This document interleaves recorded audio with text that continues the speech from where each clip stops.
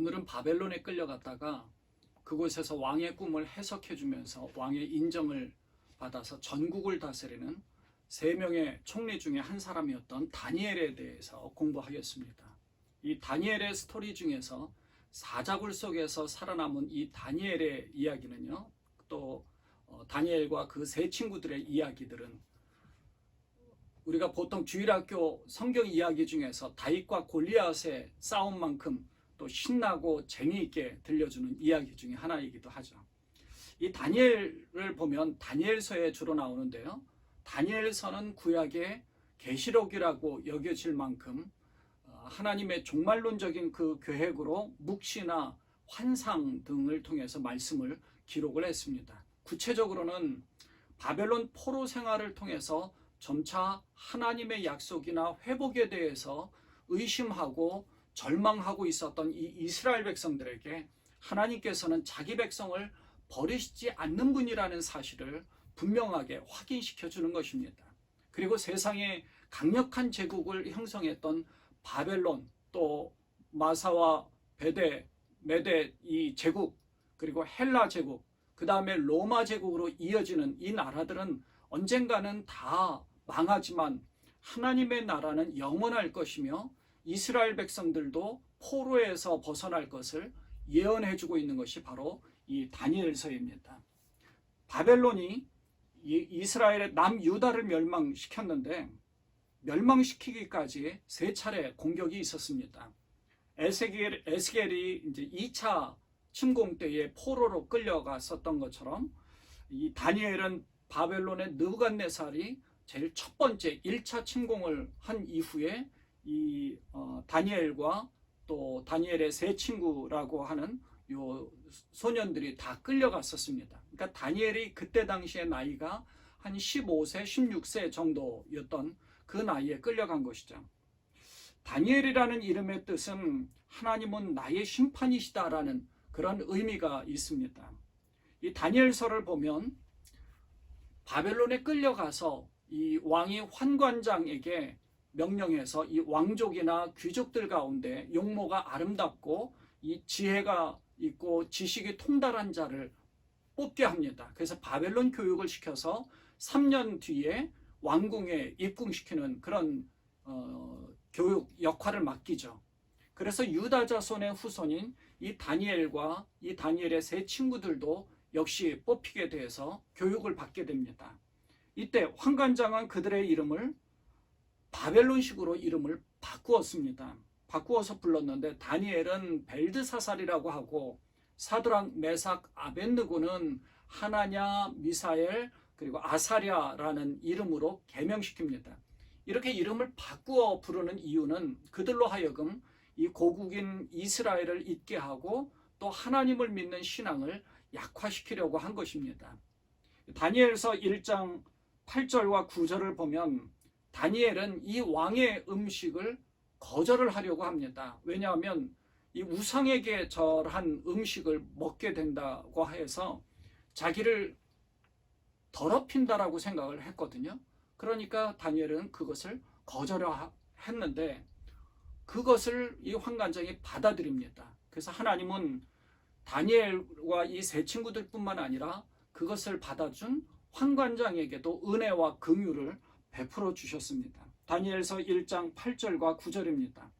다니엘은 뜻을 정하여 왕의 음식과 그가 마시는 포도주로 자기를 더럽히지 아니하리라 하고 자기를 더럽히지 아니하도록 환관장에게 구하니 하나님이 다니엘로 하여금 환관장에게 은혜와 긍휼을 얻게 하신지라, 이렇게 말씀하고 있죠. 그러니까 자기를 더럽히지 않으려고 하는, 그래서 왕의 음식을 거절하는 것에 대해서 그걸 인정한 것입니다. 그래서 다니엘과 그 세 친구들은 그 음식을 먹지 않으려고 작정하고 그리고 그것을 먹지 않아도 건강을 유지할 수 있다는 것을 보여주려고 합니다. 그래서 일단 시험 삼아 열흘 동안 채식만 하도록 했죠.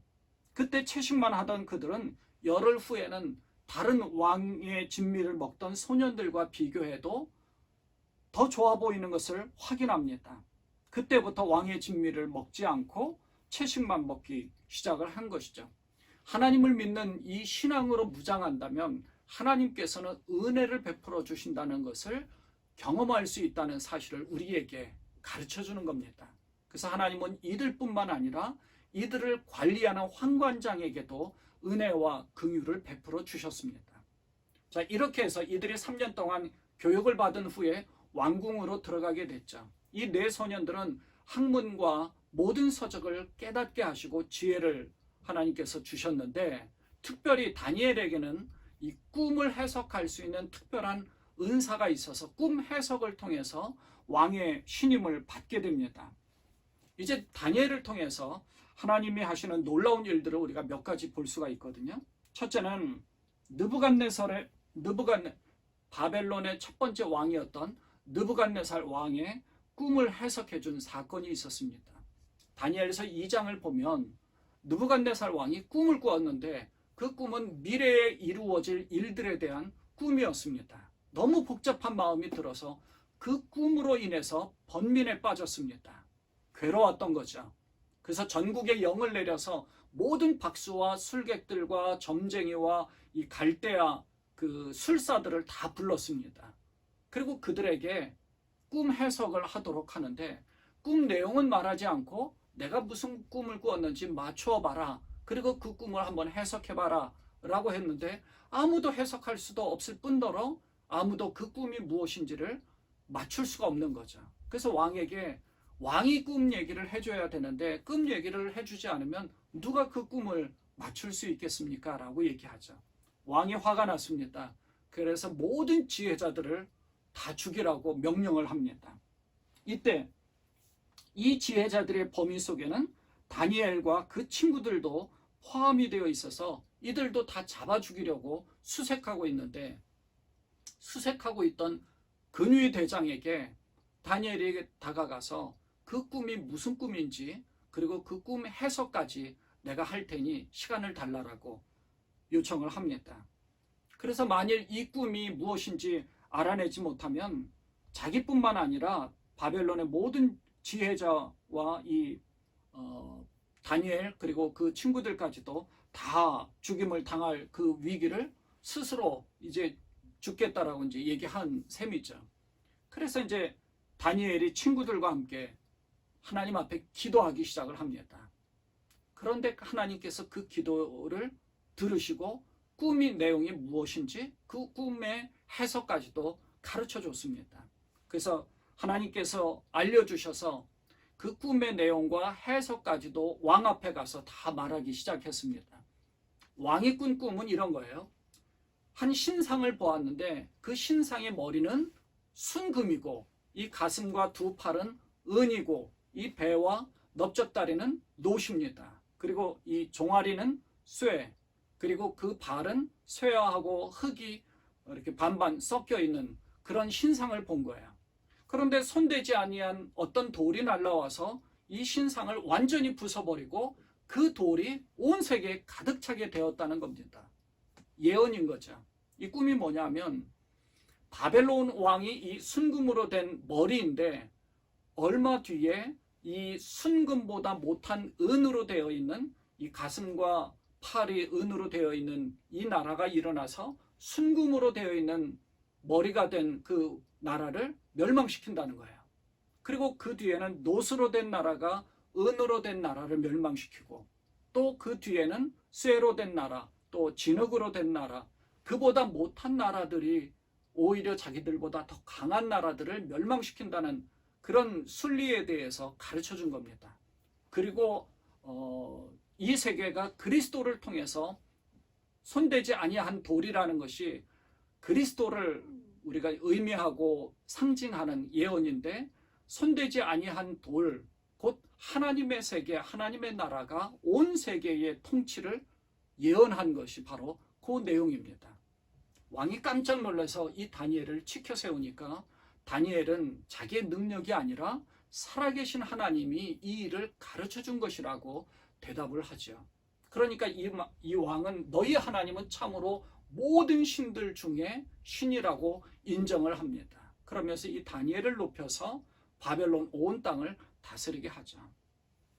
두 번째로 다니엘은 아주 신기한 손가락 글씨를 해석을 합니다. 다니엘서 5장을 보면 이 느부갓네살 왕의 손자인 벨사살 왕이 된 이후에 귀족들 한 1000명 정도가 같이 잔치를 벌인 거예요. 근데 예루살렘 성전에서 그 할아버지 느부갓네살이 성전에서 탈취해온 성전 기물들의 술을 따라 마시면서 자기들의 신, 흙으로 만든 신, 쇠로 만든 신, 그런 신을 찬양하는 겁니다. 그때 왕의 맞은편에 어떤 손가락이 나타나서 글자를 쫙 씁니다. 왕이 그것을 본 거예요. 그 손가락이 글씨를 쓰는 것을 보니 왕이 얼마나 놀라겠습니까? 공포에 휩싸인 거죠. 그래서 이것을 사람들에게 다 알리는데 아무도 해석을 못하니까 다니엘이 이 글자를 해석하는데, 이 글자는 메네메네 데겔 우바르신이라는 글자였다는 겁니다. 이게 무엇인가 하면 왕의 나라를 저울로 달아보니 부족함을 알게 되어서 왕의 나라의 시대는 끝났다. 그래서 메대와 바사에게 넘겨주게 된다는 것을 해석을 한 거예요. 그리고 정말 그날 밤에 이 벨사살 왕이 죽임을 당합니다. 그리고 바로 뒤이어서 등극한 다리오 왕이 총리가 되어서 총리 3명을 두었는데 이 다니엘을 그 중에 1명으로 임명해서 전국을 다스리게 합니다. 그러니 바벨론 사람들은 유대인인 이 다니엘을 얼마나 시기했겠습니까? 그래서 이들은 다니엘이 기도하는 사람인 줄 알고 음모를 꾸며서 다니엘을 죽이려고 합니다. 그래서 왕에게 3일 동안 왕 외에 어떤 신이나 사람에게 무엇을 구하면 사자굴에 던져 넣는 것으로 금령을 발표합니다. 그럼에도 불구하고 이 다니엘은 이 사실을 알면서도 조서에 왕의 어인이 찍힌 그런 문서가 되었다라는 것을 알고도 하나님께 기도하는 것을 쉬지 않았습니다. 다니엘서 6장 10절 말씀에 보면 전에 하던 대로 하루 3번씩 무릎을 꿇고 기도하며 그의 하나님께 감사하였더라. 다니엘은 그렇게 쉬지 않고 기도를 한 거예요. 결국 이 다니엘은 사자굴에 던져넣게 되는데 하나님께서는 이 사자굴 속에서도 다니엘을 지켜주셔서 안전하게 하룻밤을 보냅니다. 그리고 그 다음날 이 다니엘을 참소한 사람들을 왕이 깜짝 놀라면서 다니엘을 인정하고 그 사람들을 넣어서 사자밥이 되도록 했습니다. 이런 엄청난 일들이 사실 다니엘에게 일어났던 것이죠. 마지막으로 한 가지 더 말씀을 드리겠습니다. 다니엘은 다니엘서 2장에 조금 전에 말씀드린 것처럼 신상에 대한 꿈의 해석을 했었는데 이 2장의 내용과 같이 좀 속편과 같이 다니엘서 7장에서는 이 대제국들의 흥망성쇠와 하나님의 백성들의 운명에 대해서 좀 더 자세하게 설명해 주고 있습니다. 그러니까 2장에서 강한 제국이 그 다음에 그보다 못한 제국이 일어나서 강한 제국을 무너뜨리는 일들이 계속된다고 말씀을 드렸죠. 이 7장에서는 그게 구체적으로 예언되는 내용이 나오는데요. 요 네 가지의 그 어떤 짐승과 같은 상징되는 그런 짐승들이 나와요.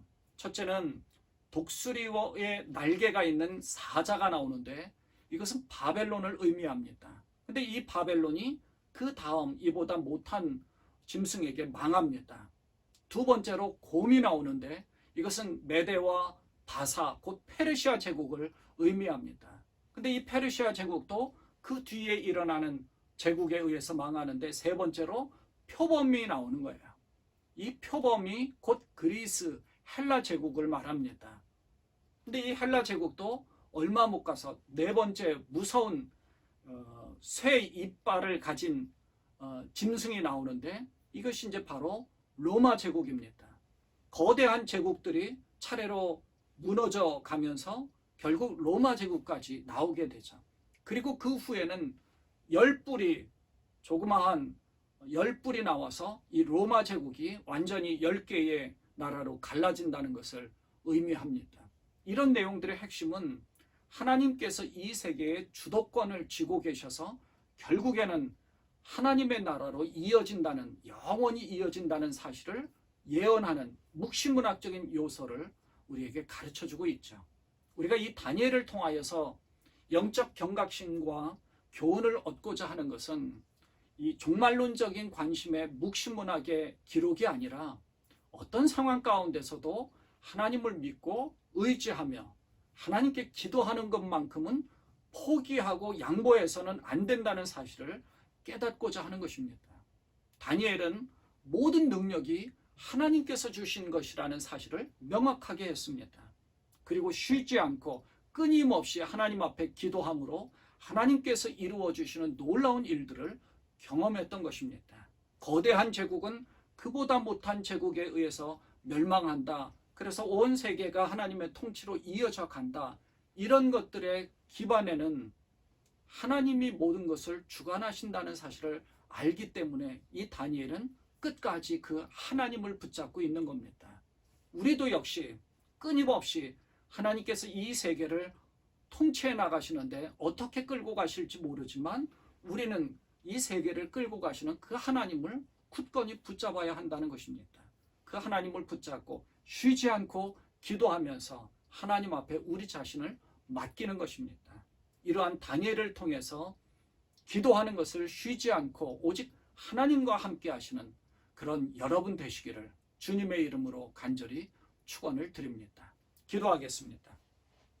하나님 아버지, 다니엘을 통하여서 우리는 놀라운 하나님의 위대한 일들을 보게 됩니다. 온 세계를 하나님께서 어떻게 이끌어 가시는지, 강한 제국만이 온 세계를 끝까지 이끌어가는 것이 아니라 그보다 못한 제국이라도 강한 제국을 쓰러뜨리는 하나님의 역사하심과 하나님의 이끄심을 우리가 보게 됩니다. 우리는 그 제국을 의지하는 것이 아니라 하나님을 의지하고 온 세계를 통치하시고 이끌어 가시는 그 하나님만을 굳건히 붙잡고 기도하는 것을 쉬지 않는 우리가 되기를 소망합니다. 예수님께서 부활하셨으니 부활하신 예수님을 굳건히 붙잡고 부활의 소망을 가지고 이 땅 가운데 승리하며 살아가는 우리 모두가 되게 하여 주옵소서. 우리 모두에게 이 승리를 늘 유지할 수 있도록 축복하시기를 원하옵고 우리 주님 예수님의 이름으로 간절히 기도드리옵나이다. 아멘.